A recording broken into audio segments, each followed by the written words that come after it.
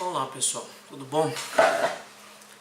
Eu estou abrindo uma playlist nova e nessa playlist nós vamos... o nome dela será Teologia Sistemática. E o que nós vamos estudar em Teologia Sistemática? Nós vamos estudar as doutrinas fundamentais, as doutrinas cardeais da fé cristã. E a primeira doutrina que nós vamos estudar nessa categoria é a doutrina da Trindade. Eu vou gravar esse vídeo, abrindo essa playlist, para compartilhar com vocês uma aula que eu dei na segunda-feira e que repercutiu muito, graças a Deus, de forma positiva entre os meus alunos e alguns que estavam nos acompanhando pela internet. E eu quero compartilhar com você no meu canal. A primeira coisa que nós temos que entender é que muitas pessoas creem em Deus. Se você sair na rua e você perguntar para qualquer pessoa, ela vai crer num Deus. Só que essa crença é uma crença de um Deus impessoal. Ou seja, Deus é tão transcendente, Deus está tão longe que Ele não se relaciona com as suas criaturas. Além dessa crença de crer que esse Deus é um Deus que está tão longe que não se relaciona, também há uma ideia de que Ele é um ser misterioso.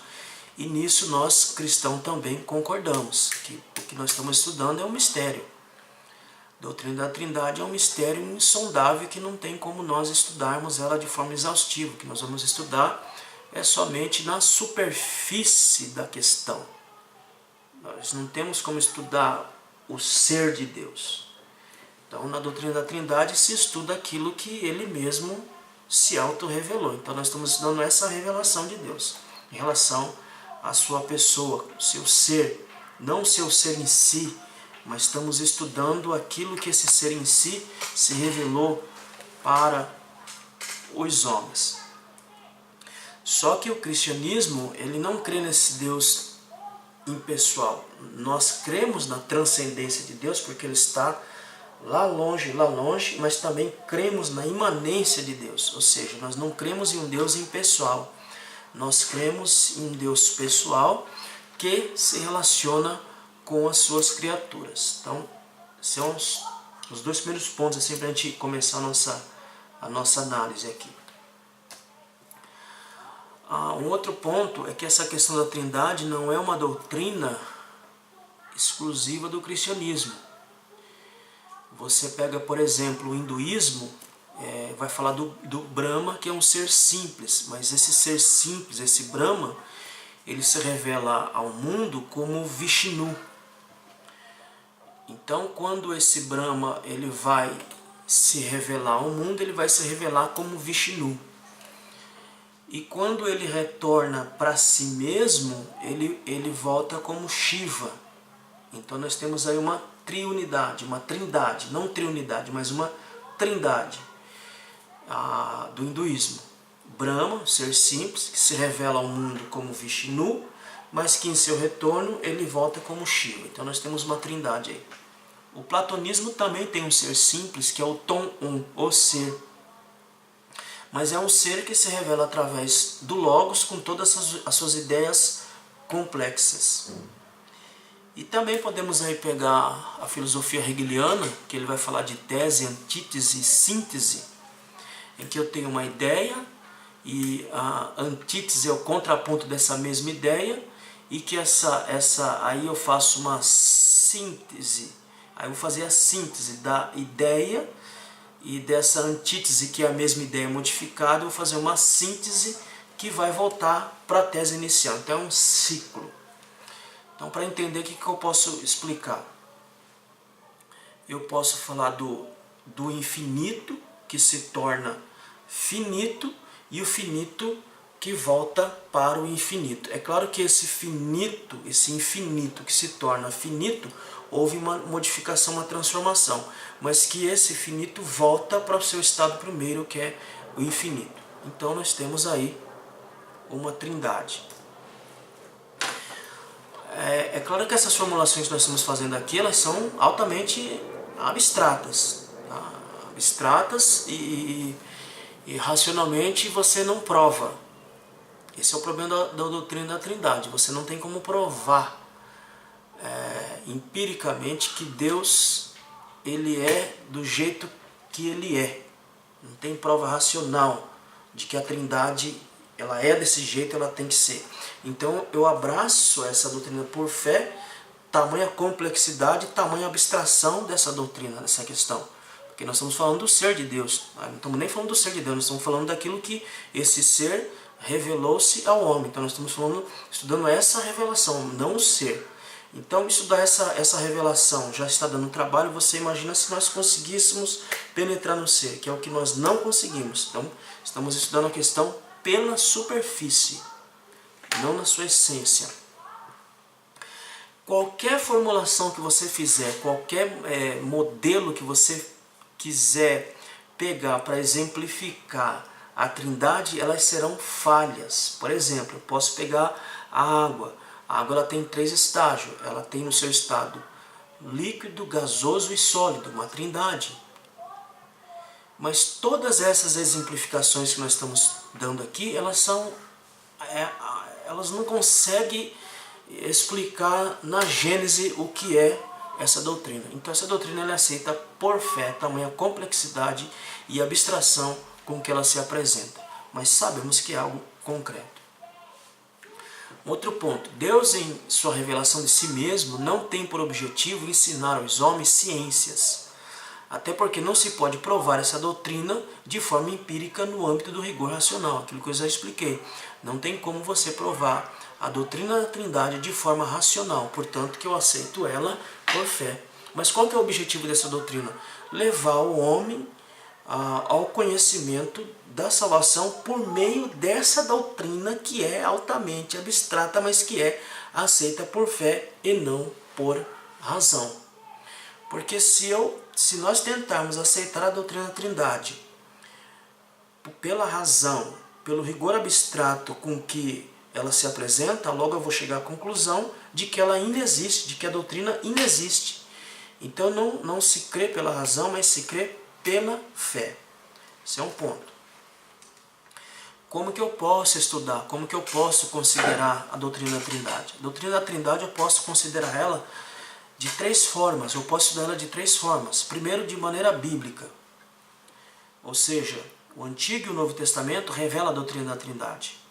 Por exemplo, no Antigo Testamento a doutrina está implícita, não está explícita, até porque nós temos que entender que o homem bíblico, o homem do Antigo Testamento, não estava preocupado com essa questão trinitariana.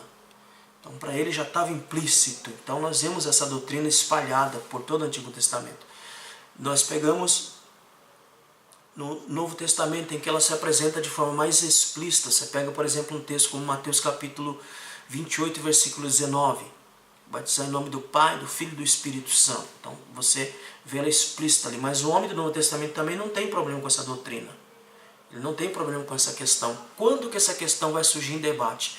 Ela vai surgir em debate a partir do século II em diante. Quando se levanta a questão, como que nós vamos entender agora? Esse ser infinito, que é Deus, e ele veio, se tabernaculou, ou tomou uma forma finita para salvar o homem. Como que nós vamos entender essa relação entre Deus Pai, Deus Filho e Deus Espírito Santo nessa trindade? Eu não posso entender a trindade dessa forma que eu vou tentar exemplificar. Em que nós temos aqui Deus Pai, Deus Filho e Deus Espírito Santo, mas que não participam da mesma essência. Não posso entender isso, porque senão eu vou ter aqui um triteísmo. Ou seja, a crença em 3 deuses, e não é essa a nossa crença. Como é que eu penso isso? Eu penso isso dessa forma aqui. Eu tenho aqui Deus Pai, Deus Filho, Deus Espírito Santo que participam de uma única essência, até porque a essência ela é indivisível. Então Deus não se divide em sua essência.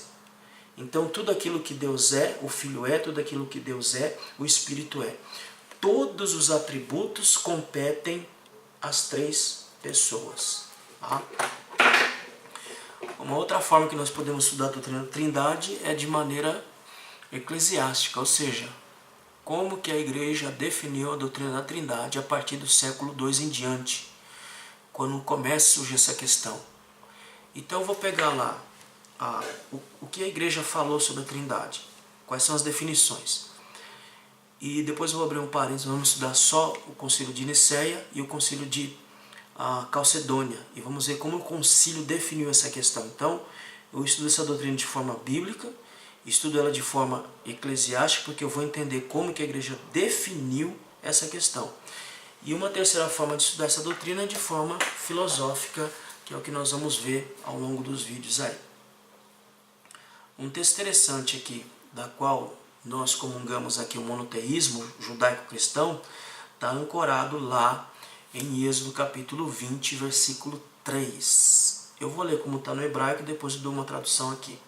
No hebraico se encontra assim: Lo erie lecha Elohim acherim al fanai.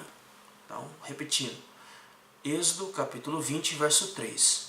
Lo erie lecha Elohim acherim al fanai. Então, essa é a expressão que está lá. Lo erie lecha Elohim acherim al fanai. Não terás, e o não é enfático. A partícula não, ela é enfática. Não terás, e a ideia do não terás algo contínuo, ato contínuo. Não terás para ti outros deuses diante de mim, ou diante da minha face. Ainda que a possibilidade da existência de outros, mas ele está deixando claro que ele é o único Deus. Então não podemos ter outro além dele. Então tudo aquilo que Deus é, o Filho é, o Espírito é, porque todos participam dos mesmos atributos, até porque a essência ela é indivisível, como nós explicamos. A teologia ela apresenta essa doutrina de forma prática, porque de forma prática? Porque essa é a intenção, mostrar essa doutrina de maneira não de forma abstrata, mas de forma prática, de forma vivencial. Então, quando nós estudamos a teologia em si, nós vamos entender essa questão da Trindade.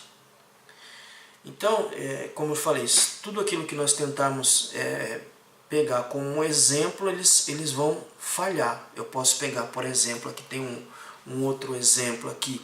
Um quadrado é uma figura, e dois quadrados são duas figuras distintas. No nível divino também há personalidades, mas aí elas se combinam de novas maneiras, as quais nós não podemos imaginar, por não vivermos nesse nível. Aquilo que eu falei, nós não conseguimos penetrar na essência porque não temos condição para isso. Estudamos a superfície. Na dimensão de Deus, por assim dizer, encontramos um ser que é 3 pessoas, sendo porém um só ser, que é como o cubo, que tem 6 quadrados, mas é um só cubo. Então, de todas essas tentativas de entender a encarnação de Cristo e sua relação com a Trindade, nasce a teologia, como tentativa de entender essa questão. Então é aqui que vai nascer a teologia. A teologia vai nascer a partir da encarnação, porque ela vai ter que se preocupar em entender como que funciona essa relação trinitariana, esse Deus triuno que se revelou desse jeito. E não poderia ter se revelado de outro jeito. Deus é exatamente como Ele é. Se Deus tivesse revelado somente como Deus Filho, não seria Deus. Se Ele tivesse revelado só como Deus Espírito Santo, Ele não seria Deus. Ele tem que ser exatamente do jeito que Ele é. Deus Pai, Deus Filho, Deus Espírito Santo. Tá? Então, essa primeira parte dessa abertura dessa playlist sobre a Trindade, nessas questões introdutórias, um ponto que vai ficar claro para nós aqui é que estamos diante de um mistério, estamos diante de um assunto que na verdade nós não conseguimos estudá-lo de maneira profunda e absoluta, porque estamos falando sobre o ser de Deus. E nesse ser, o último, nós não conseguimos penetrar, mas somente a superfície, ou seja, aquilo que Ele mesmo se revelou para que nós tentássemos entender dessa tentativa, chegamos à salvação como chegamos, tá bom? Então, que você possa nos acompanhar nesses vídeos, dessa playlist nova que eu estou abrindo, que é a Teologia Sistemática, para nós tentarmos de alguma forma, tentarmos entender, não por via racional, mas por fé. A ideia é, eu creio para que depois eu possa compreender, tá bom? Que Deus abençoe e até o próximo vídeo.